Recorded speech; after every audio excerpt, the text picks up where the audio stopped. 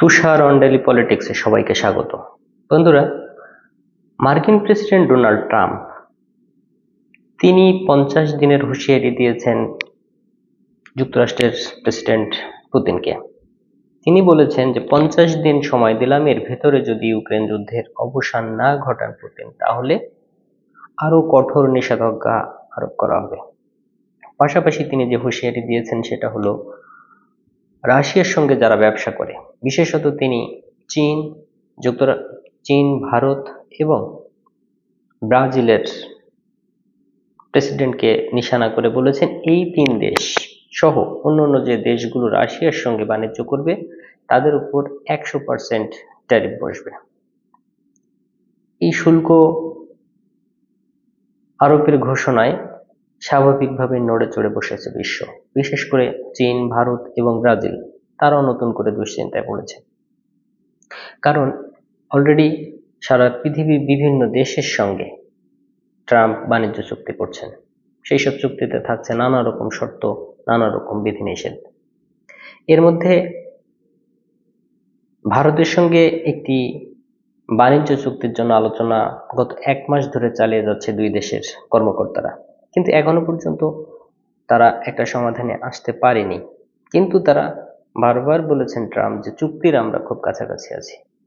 এরকম পরিস্থিতিতে আমরা যদি দেখি যে ভারতের বাজার মার্কিন যুক্তরাষ্ট্র যেরকম উন্মুক্ত করতে চায়, একইভাবে যুক্তরাষ্ট্রের সঙ্গে বিশাল একটা আকারের বাণিজ্য কিন্তু ভারতের রয়েছে। সেই বাণিজ্যের পরিমাণ আমরা যদি দেখি তাহলে সেটা 2023 সালে ছিল $180 বিলিয়ন, এবং দুই দেশ এই বাণিজ্য চুক্তির মাধ্যমে $500 বিলিয়ন বাণিজ্য চুক্তিতে পৌঁছবে, এরকমটাই আশা করছে। পাশাপাশি ভারতের সঙ্গে ভূকৌশলগত অত্যন্ত গুরুত্বপূর্ণ সম্পর্ক রয়েছে যুক্তরাষ্ট্রের। তারা মনে করে যে চীনের উত্থান ঠেকাতে এই অঞ্চলে ভারত অত্যন্ত কার্যকর এবং গুরুত্বপূর্ণ বন্ধু। সেই হিসেবে দ্বিপাক্ষিক সম্পর্ক জোরদার হচ্ছে ক্রমশ। এদিকে ইউরোপের দেশগুলোর সঙ্গে, ইউরোপীয় ইউনিয়নের সঙ্গে ভারতের একটি বাণিজ্য চুক্তির আলোচনা চলছে, এবং আশা করা হচ্ছে খুব তাড়াতাড়ি তারা সেই বাণিজ্য চুক্তিতে পৌঁছে যাবে। তাদের সঙ্গেও বিশাল একটা বাণিজ্য চুক্তি হওয়ার সম্ভাবনা রয়েছে, কারণ দুই ভারত এবং ইউরোপীয় ইউনিয়নের মধ্যে ব্যাপক বাণিজ্যিক আর্থসামাজিক কাঠামো রয়েছে।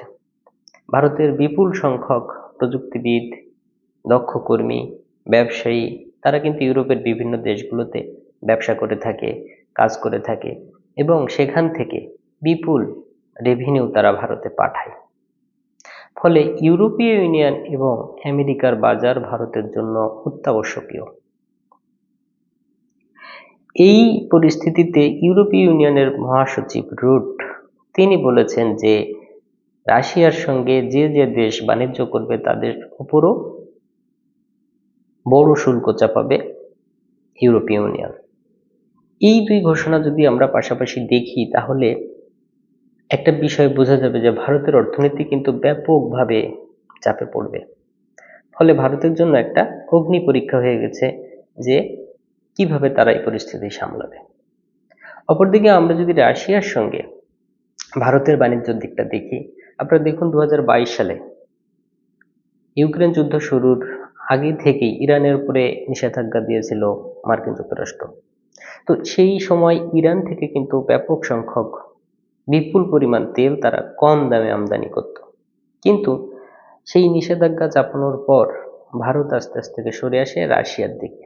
ততদিনে ইউক্রেন যুদ্ধের দামামা বেজে যায়।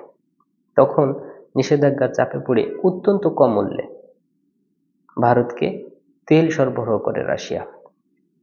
এই যে ইরান থেকে সস্তায় পাওয়া তেল এবং রাশিয়ার থেকে সস্তায় পাওয়া তেল, এটা মূলত ভারতের মূল্যস্ফীতি নিয়ন্ত্রণে এত বছর ধরে করোনা পরবর্তী সময়গুলোতে ভারতকে স্বস্তিতে রেখেছে। ফলে প্রতিদিন 2023 সালের হিসাব অনুযায়ী 30 লাখ ব্যারেল তেল তারা প্রতিদিন রাশিয়া থেকে নিয়ে আসে। এখন যদি এই তেল আমদানি বন্ধ হয়ে যায় নিষেধাজ্ঞার কারণে, তাহলে কিন্তু ভারতের অর্থনীতি মারাত্মক চাপে পড়বে।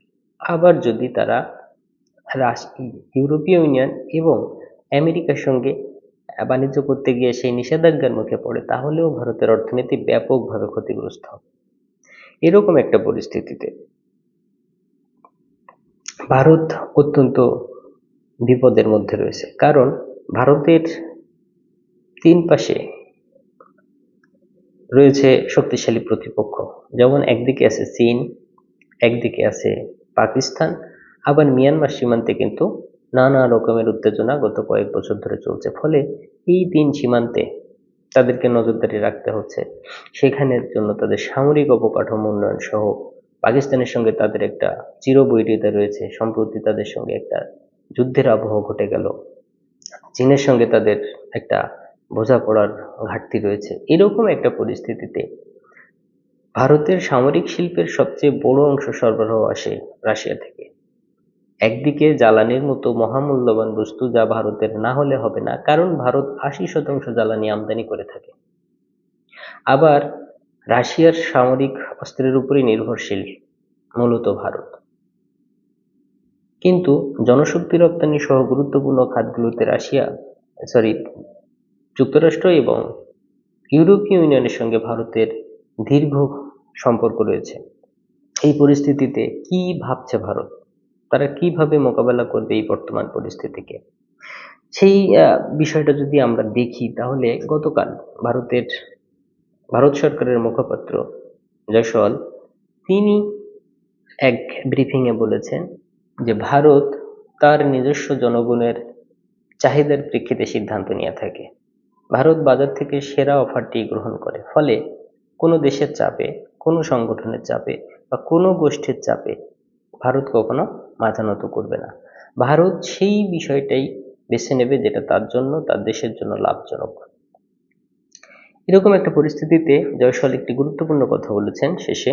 সেটি হচ্ছে, তিনি বলেছেন যে এই ক্ষেত্রে দ্বিমুখী স্ট্যান্ডার্ড থেকে ভারত সবসময় সতর্ক থাকবে। এই যে দ্বিমুখী স্ট্যান্ডার্ড বলতে তিনি পরোক্ষভাবে আসলে বলতে চেয়েছেন যে এখনো পর্যন্ত ঘুরপথে রাশিয়ার গ্যাস এবং তেল ইউরোপীয় ইউনিয়নই সবচেয়ে বেশি কেনে।